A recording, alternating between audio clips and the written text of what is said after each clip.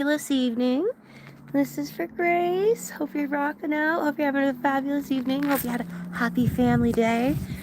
The sun's setting, guys. Check that out. It's beautiful.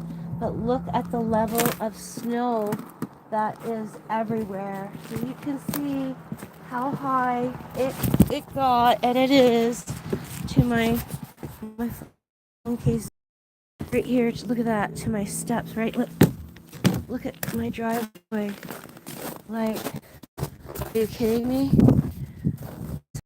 Time since snow has been that high, but that's what living in Canada and Ontario is all about, right? But look at that beautiful. Oh yeah, the driveway could use a good scrape. That is a bushel. Look at that. But guys, it used to be all bush. Across the road, this was all bush. In my backyard used to be all bush. It's all been cleared, and now there's new homes developing. There's 3 brand new ones there. The big farm on the hill that we all grew up to love since we were kids. This used to be a drive-in theater, movie theater, and then a horse farm. And we used to come from way down in Long Sault to come visit here and go to the movies all the time. And actually, when check these little footprints out. How cute's that? And then so whenever we came to see the horses, we'd give them carrots and then come see the movies and drive in. Anyways, so right before the plowed fields now, they're cornfields and soy fields. But when they were developing the fields, I asked the developer permission to go checking out what was around, and I found like old bottles and shell, glass bottle pesticides and some really cool things. And one of the things was I found a old drive-in theater stereo that you used to hook up on your window, so you used to be able to hear it directly from the theater, and then at one point you'd have to turn your radio on a certain station, but you'd still hear it in your car, but you could always have that extra speaker there. So I found one of them, but it was so heavy with cement, a block underneath, that I didn't have the opportunity to get a Sawzall and cut that cement block off and then take the rest home. And now it's been plowed over, and it might have been picked up by the people developing the land. I don't know. But every year the frost brings up a whole new level of glass bottles and rocks and pottery. And it's so amazing to see some of the pottery these people, took so much pride in, and old medicine bottles, like really cool stuff. I found some white milk glass oil of Olay, I would think they were, but it says made in Canada. There's certain ones like Pepsi and Coke bottles depending on the year, and beer bottles I found just right here, right along where the movie theater drive-in used to be, in a case buried underground. The little stubby beer bottles, they were, I think, Molson 50 or something, like the little stubbies, anyhow, filled with beer still. Ooh, how rank that must be. But it looked pretty preserved, to be honest, because it was underground, so it's probably always keeping a perfect temperature and nothing really affected it. But every time the frost brings up a lot of beautiful things, and then the plows bring up a lot of beautiful things as well. So anyhow, this is the paradise we're in, and I just wanted to say, hope you guys are staying safe and staying warm, and share the sunset with you. I can probably turn my phone around here. Hang on. That didn't work. There you go.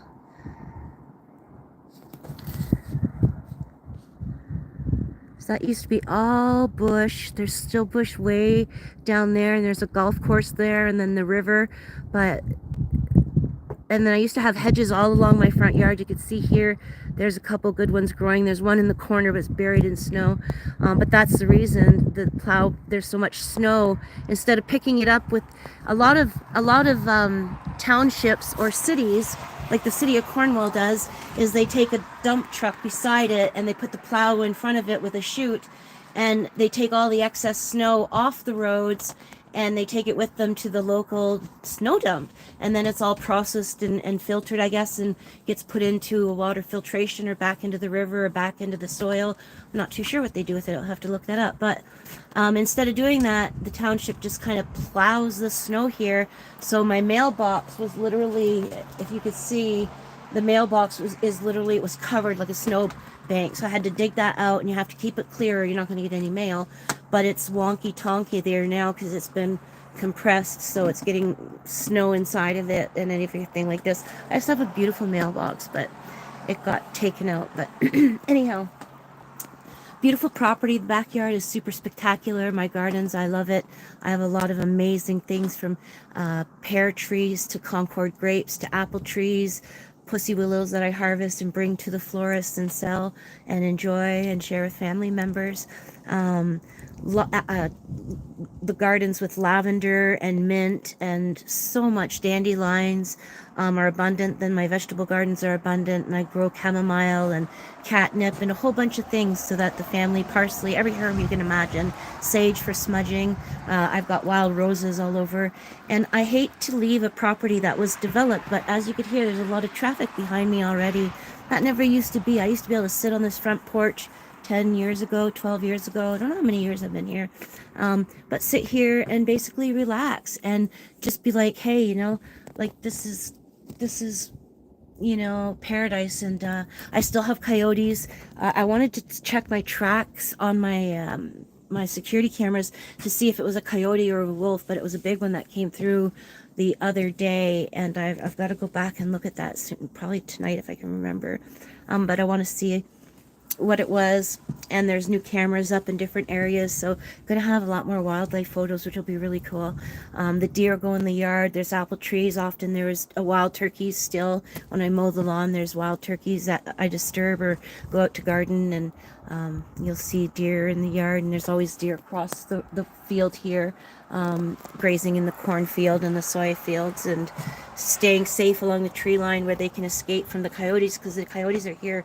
And sometimes you'll hear the coyote get something, and they howl as a pack, and they go on and hoot and holler for quite some time. And when they're hunting it down and scaring it and then capturing it, and it's just unnerving. And it happens in my yard, even sometimes my backyard. So I wouldn't want to have a small dog that you let free, or even a cat, honestly. But the cats can get onto the roofs of things, and but raccoons are rabid. And I've got raccoons that climb this old oak tree. Where can I get it in there? Let me see. That one. They climb the oak tree like, and I've seen them, and they fight, and there's 5 at a time getting into the garbages if you don't have the special heavy metal ones or rocks on top of your garbages with bungee cords and ropes and all this, because they'll get into it. I have video footage of 5 of them getting in and out, just like humans, lifting the lid, letting one of the brothers in, opening it, lifting it. This went on, and one of them got captured in it. And I didn't go out that Sunday, and it was hot. And Monday morning, when I went to put the garbage in, I kind of felt something was off. And I go to lift the lid of the garbage, and as I lift it, I look in. I see these little eyes looking up. I didn't know if it was a skunk. I assumed it was a skunk, but didn't know if it was a raccoon, because I figured a raccoon could get out, but a skunk would not maybe know as much. They're not. I don't think it's quite as brilliant, but beautiful nonetheless in their own right. But anyhow, so I jumped into my truck. I was like screaming. There's my Dodge right there. I gotta go inside. I'm freezing. But I was screaming and freaking out. And long story short, I looked at the video footage, and here, sure enough, it was 5 raccoons, like I said, and they were just letting each other in and out, like there was no tomorrow. So it was quite entertaining to see. And what happened was, one of the brothers or sisters sat on the top of the garbage and blocked the other one from getting out, probably by accident. I don't think it was on purpose, but just the way they were just, rambunctious up and down it. And then they all decided to disperse for some reason. I think I came out the door, and the one that was trapped in the garbage, I think, had tried a few times, and when it was defeated, it gave up, which is a real story in itself to learn from, isn't it? Keep on trying, the next day and the next day. But it gave up, and it sat there in that hot sun. I felt so bad for it. But I decided that I was going to take the garbage, roll it. It's a pretty big enough can. Roll it over, flip the lid, and run for my life back to my truck. So I got my truck close enough, did it, and you could see me on the camera dropping the garbage. Raccoon took off, and then when I watched the footage, you could see how it happened and what the situation was. But so I try not to put any food of any kind in my garbage. If it's compost of any kind, vegetables, any type of food scraps that I can put in the garden that's natural and organic, I definitely utilize that. And if it's something I think they're going to get into, I try to keep it for a trip going into town or wait till garbage day and then make sure to put it out like early that morning. But crows are really incredible. I don't think they can get in the garbage, but boy, they can take apart, this garbage lid, but other ones they can get into. And they make a darn mess everywhere. And skunks, they'll come out in the daytime just to get garbage if they smell it. So, but that's living in the country. If you just get a heavy duty metal can or whatever, it'll solve that problem. And if you can burn food scraps that are, all natural and not burning any plastics and that sort of thing, then if you've got the property and you're allowed to burn and the burn ban's not on, then dispose of it that way or bury it. There's all kinds of things you can do, right? But technically, I put out as little as possible, but I put out quite a bit of recycling, just getting through everything right now. So guys, I hope you're having a happy evening. I just wanted to shout out and say peace out. Hope you enjoyed the sunset and seeing all of the snow here from South Glengarry, Ontario. And it's pretty crazy. It's pretty crazy. Yeah, but I gotta get going. Got a special dinner date. My daughter, McKaylee, works so much, so we're going to treat each other. I'm treating her too. She wants to treat me, and I'm like, that's the argument. I'm going to treat you, but we're going to go and have something to eat somewhere just to spend a little bit of time together. On family day, she got stuck in a ditch trying to get out of her home driveway, and then it was a struggle. Had to drive her brother into town and didn't need to, but did. And there was a lot of cars in the ditches and stuff. So it turned out to be kind of a crazy day. But I did get to, of course, talk to all the kids, and Shay called from out of town. So I was blessed for that. And Jazzy had band practice. I can't wait to see her in a band. It's going to be phenomenal. Haven't seen Jazz play drums in a long time, so I'm hoping to do a little trip to Toronto, maybe by train, but probably in my own vehicle. But I'll see, maybe by train, just to give myself a relaxing time, because Toronto, the traffic is getting outrageous. It used to be just a few exits before downtown core, 25, 30 years ago. Then it was like, getting in Midway, Toronto. Then it was like from the Toronto Zoo coming in. Then it was like from Hamilton coming in. And now it's like from Kingston going in. So I just think sometimes now the train makes sense. Toronto's internal transportation is so cheap. You can buy a day pass or a weekend pass or a family pass, I believe, like annual pass, and it's like good for subway, the cable cars, the city buses. So it's all that public transportation. You can jump on and off whatever needs to be to get to whatever part of town you want to get to. And it's really quick because everyone relies on it mostly, which cuts down on emissions, which is pretty awesome.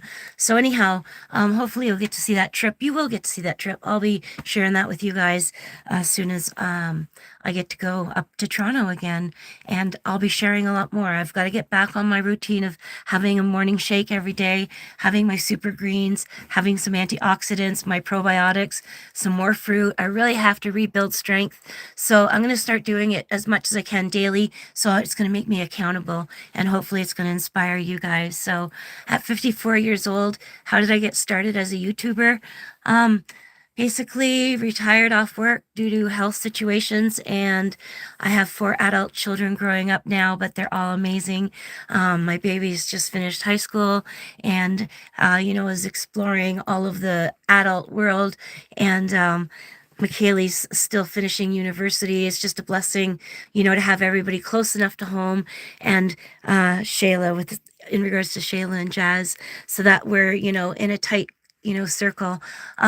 Once the kids are done school and possibly, I don't know if Jerikai is going to go off to some different university or whatever happens, we're going to see. But my goal is to get a van or a schoolie, probably a van, but I love a schoolie.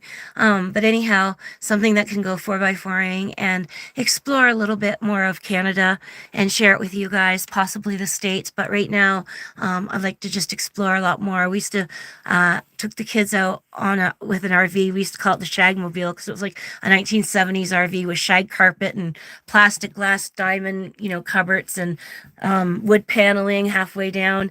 Anyways, it got us to the East Coast. It caught on fire because my dad owned a shop at the time, a furniture store, and one of his mechanics fixed it up so that it was kind of a rush job, and we were on our way to the East Coast because we owned a dance studio, and it was the only time of year that we could go, and like, so time was precious, and so off we went. But yeah, the four kids, and at the time my husband and I had to get a hotel in an odd spot, but it had a mall that had this huge indoor playground park with little roller coasters, and we had never really seen that other than Disney.